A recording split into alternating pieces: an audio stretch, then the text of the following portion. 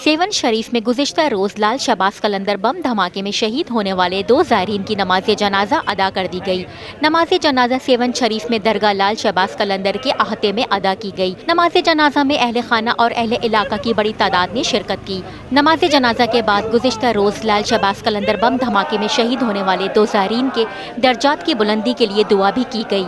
नमाज जनाजा में शिरकत के लिए आने वाले अफराद को तलाशी के बाद अंदर जाने की इजाज़त दी जा रही है। नमाज जनाजा की अदायगी के बाद 2 ज़ाहिरीन के साले सवाब के लिए फातह ख्वानी भी की गई। नमाज जनाजा के बाद मैयत को तदफीन के लिए कब्रिस्तान ले जाया जा रहा है। इस मौके पर रिक्कत आमीज़ मनाजिर देखने में आए। जनाजे में शरीक हर आंख अश्कबार थी। नमाज जनाजे में शरीक एक शहरी ने मुतालबा किया,